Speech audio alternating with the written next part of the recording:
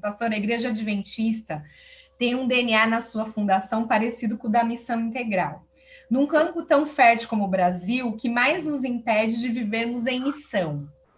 E aí, o Luiz fez uma pergunta dizendo assim: como que a gente pode fazer isso de pregar o evangelho no mundo que está sedento por ele, quando hoje, por conta de toda a forma como o evangelho é mostrado, até por uma bancada evangélica mesmo que a gente tem, né, que representa aí, de alguma forma, na política, os evangélicos, que fala coisas que são contrárias ao reino de Deus. Então, assim, como fazer isso, sendo que hoje dá até uma vergonha de dizer e de se comparar nessa questão com evangélicos. Então, são duas aí que eu acho que dá para responder juntos. Eu creio que uma das coisas é mesmo a nossa maturidade. A gente ainda está pregando um evangelho para a salvação, né? E não um evangelho para a comunhão. Então, é engraçado isso, porque se você pregar um evangelho para a salvação, aquele que tentar salvar a si mesmo se perderá. Então, Jesus não pregou um evangelho para a salvação, ele pregou um evangelho para a comunhão. Então, o evangelho para a comunhão nos salva de ficar tentando salvar nós mesmos, porque nós passamos a querer salvar o irmão.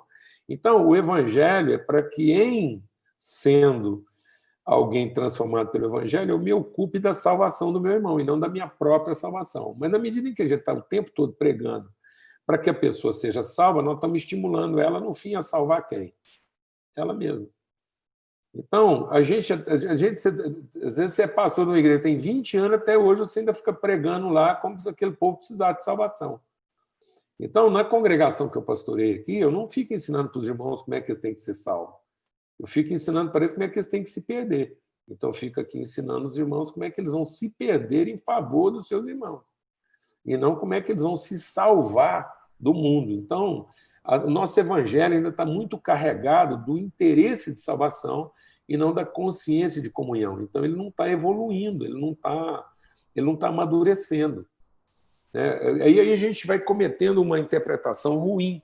Por exemplo, existem textos clássicos, né, de salvação. Né? Um deles é lá.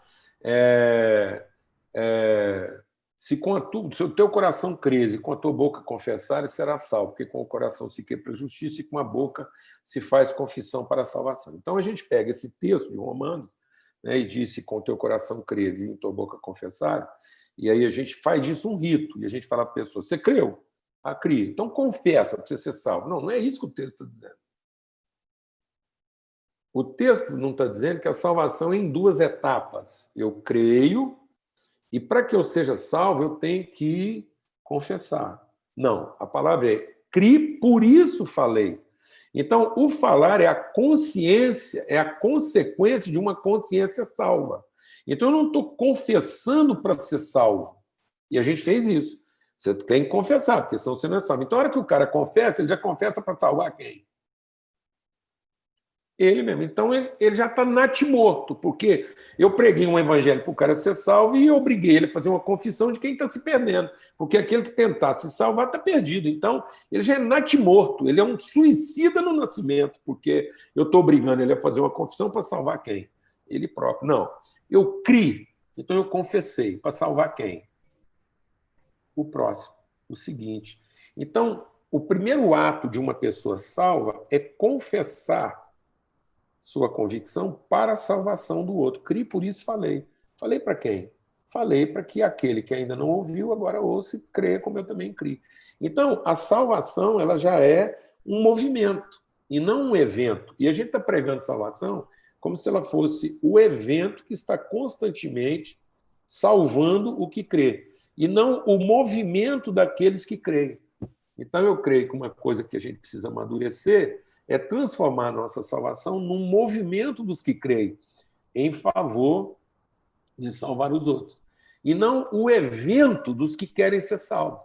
Então, a igreja precisa parar de ser o evento dos que querem ser salvos para ser o movimento daqueles que querem salvar.